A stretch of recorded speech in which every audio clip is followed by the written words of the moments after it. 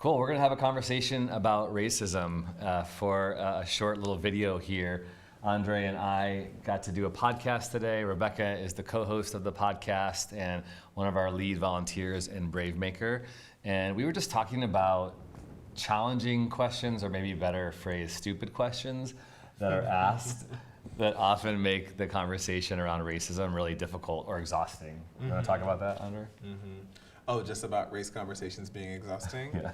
Well, I think that in my experience, especially white people have about 6 arguments that everyone who doesn't know what they're talking about race makes. And it's like everyone that does it thinks they're the first one to ever be like, well, what about black on black crime?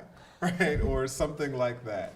So yeah, these kinds of things make the conversation difficult and exhausting. So you have 6 questions. 6? Is that what you said? Oh, 6? I mean, off the top of my head, I could probably think of And you have a like template 6 response? like they're template questions. Can you share? Okay. Or maybe should I try to think of them? Because maybe I've probably asked a few of them. I was going to say, for the people watching, if you hear these, think about it. Think about where you've used these in your life, and maybe you need to step back. Yeah, I mean, I didn't come in here with a list, but that is one of them. What about black on black crime? Another one would be, well, we had a black president. That would be another one. Rebekah, you heard that one before? Yeah. Right, exactly. Racism doesn't exist anymore. Right, exactly. Well, and she's Canadian, so she came to the States under that sort of auspice, right? Well, before I moved to the States, everybody said, don't go. And just because of the current situation and everything, and I thought, no, I'm going to come. And it's like something I've never experienced before.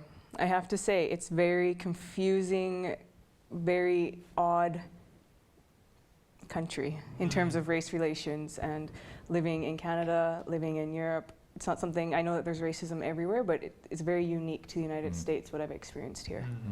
Do you have any theories on that? Well, it has a long history, and it also has a long history of sweeping things under the rug. I think that a lot of Americans seem to think that there is no racism. There's a thing that I call it's like the quiet racism. It's those microaggressions, those type of things. Those aren't really racism unless you're, being beat up or something, then it doesn't exist.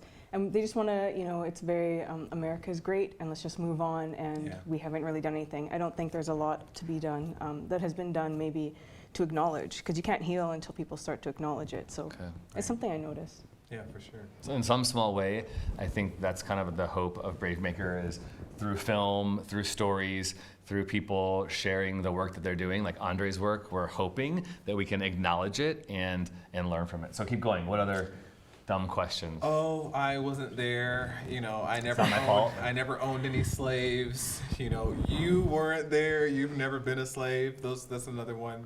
And that people feel pretty proud of themselves of when they say that one, as though it's never been said before. What about, I'm not racist, but, and whatever's coming next. And I wait for it. I'm like, okay, here we go. This is a good one. Also, not all white people is another one. Yeah. Not all white people are racist. Not all white people. And are you sure it was racism? Yes. So I have this story too, where my black friend told me about a racist incident by a teenager. And my first response was, so that person was so young, how could they be racist? Right. And again, the reality of that racism, for whatever reason, is only a older generation problem. That was my bad. That question was really hurtful. The reality is, no, it's everywhere and it's anyone. Well, the assumption is probably there that racism is an intentional thing and a conscious thing, right? So someone would probably assume that someone is too young to intentionally do something that is racially offensive or something like that. I mean, that seems to be where that kind of question comes from, right? For sure. And I was also surprised, which I know is hurtful, that it was happening in California, in Southern California, right? And so I'm thinking, what? We're so progressive. Yeah. We're so sensitive. How is that still happening, right? So I've almost been arrested 3 times, but I've not broken the law. The first time, this officer just accused me of having a weapon on me. I have a gun, because I guess I just look like I have a gun on me. Or one time just crossing the street, the same kind of thing, racial profiling things. And I remember talking about that and someone saying to me, well, I don't see how racism was a part of that. And I'm like, you weren't there, right? Yeah. It's more comfortable to ignore it, I think, and people like to be comfortable. We all like to be comfortable, so we're forced to be uncomfortable a lot of situations, and somebody that maybe, like yourself, Tony, who comes from a place of privilege, is like, well, I'm comfortable here. Don't take me out of that. I don't want to see outside. But we have to. We have to get uncomfortable. Mm-hmm. I only have one like small experience in my life where I was ever profiled, and it was, you know, I was in a church building that was very well known around here when I was like in my early 20s, and I used to have blue hair and more piercings and stuff. And I was praying no joke, I was praying in this sanctuary. I'm not kidding. I heard the door burst open, and 3 people walked down the aisle. One looking he was a priest, looking very astute, going. The question they said is, "Why are you here? What are you doing?" Mm-hmm. I said, "I'm praying." And then they didn't know what to do. Like, "Oh, so sorry." And they walked out. But I knew like that was just a small like smidge of being profiled as somebody who could potentially be hurtful or in the wrong place. People mistook you for maybe trespassing or something momentarily Totally. because of physical features that you could That's change. right. I was That's going right. to say, now think Yep. for a moment if you Yep. could never change your Never blue change hair it. and never change your Yep. piercings, and there's, Yep. and you didn't want to either, but Yep. still, Yep. yeah. So I want to thank you guys for having this conversation.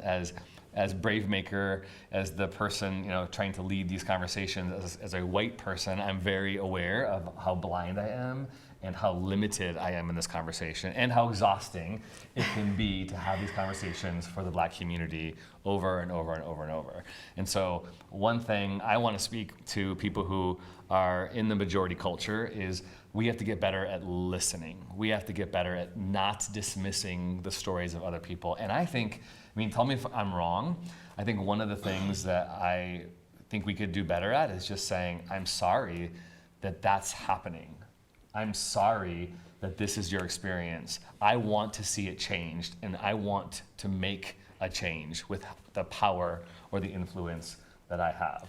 Yeah, that's what you do when someone that you care about tells you something terrible happened to them, is you just say, "Oh, I'm sorry that happened to you," or something like that, right? But you also don't have to say anything at all sometimes, you know. I'm more interested in the action. So you hear a lot of people talk, you hear a lot of people on social media get so riled up, but on the day when something happens, like on the day when I had the racist incident, there were tons of people around, and I'm sure a lot of them are social media warriors, you know, fighting racism, but nobody said anything in that moment. This is where I feel like the word ally, and we can differ on that, but I think that action is very important. So let's get out there and let's do something. Do something about it. Stop it. Step up. Step up, yeah. There's always an opportunity, and you always see the bystanders. Call it out. Yeah. Exactly. So people who are privy to subtle racism or blatant racism, what can you do about it? Be thinking about that. That's a question that we leave with you today. And that's actually a major part of Andre's work, is creating space for people to become anti-racist. And that means actively looking for racism and doing something about it. I love that. Yeah, I love that too. So thank you for your time. And we have a whole podcast with Andre that you can listen to more. So check it out on Google Play, Stitcher, and iTunes. Subscribe today. Yay. Yay.